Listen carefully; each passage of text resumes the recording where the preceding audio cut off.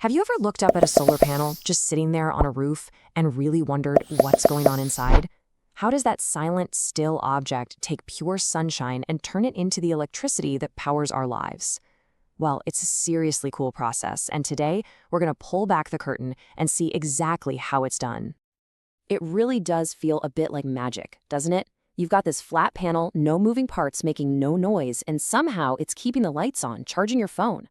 So how on earth does that actually happen? That's the big question, and we are going to get to the bottom of it.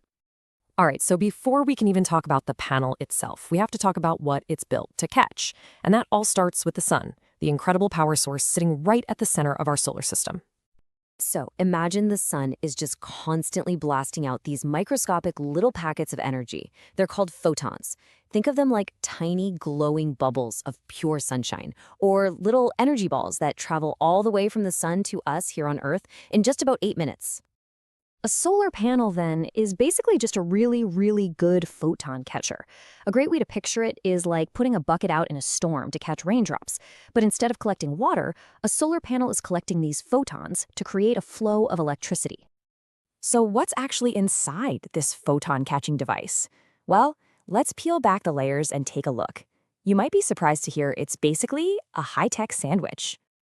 Okay, so if we slice the sandwich open, you've got three main parts. On top, there's a tough layer of glass to protect everything. On the bottom, there's a sturdy backing. But the really important part, the filling in our sandwich, is right there in the middle, the solar cells. You know when you look at a solar panel and you see that grid of dark blue or black squares? Well, each one of those is an individual solar cell. This is the heart of the whole operation. This is where the real magic happens. So now we know where the magic happens, but let's find out how. We're going to zoom in even closer now and look at what's going on inside just one of those tiny little solar cells. Each cell is made from this really special material, usually silicone, which is called a semiconductor. And it's perfect for this job because it's not a full conductor like copper wire, but it's not a full insulator like rubber either. It sits in this perfect middle ground that lets it do something amazing when light hits it. Now, inside that silicon are two super thin layers that have been treated in a special way. You've got the top layer, the N-type, which is loaded with extra electrons, these tiny little particles that are just itching to move around. And then you have the bottom layer, the P-type, which is made with holes, basically empty parking spots just waiting for an electron to come along. And right where these two layers touch, they create something called the p-n junction. Now you got to remember this part because it is the absolute key to this whole thing.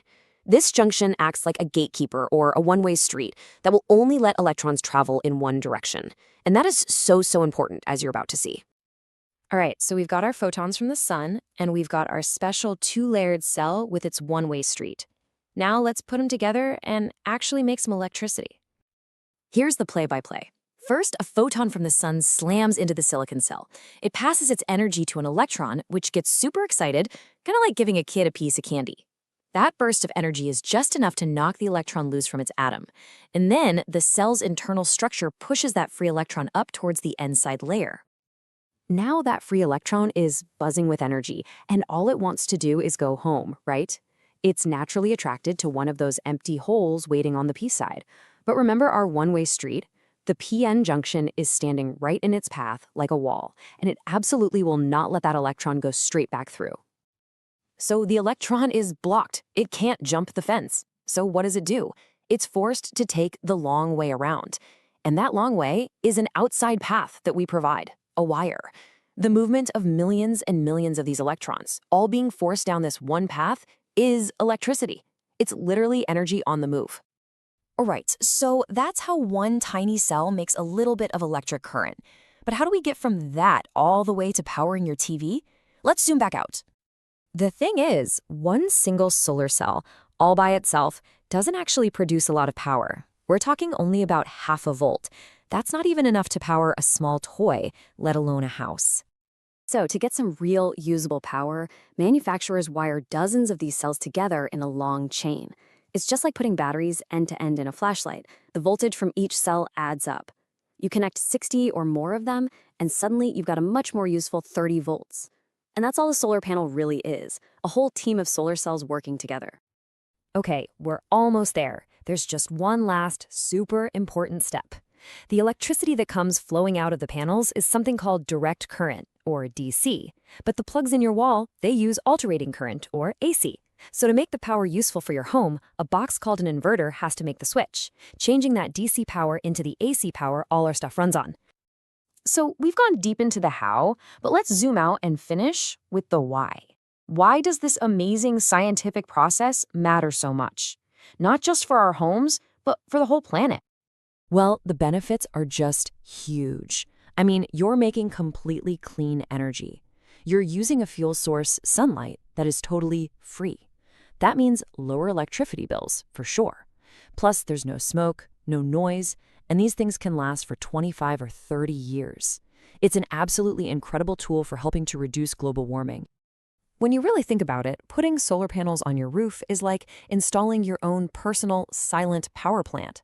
It's a little generator that runs on fuel delivered free of charge every single day from 93 million miles away. So it all starts with a tiny particle of light hitting a special piece of silicon, and it ends with the power to run our modern world. It really makes you wonder, if this technology can do so much for a single house, what could it do for all of us? What if the sun could power our entire world? Now that's a powerful thought.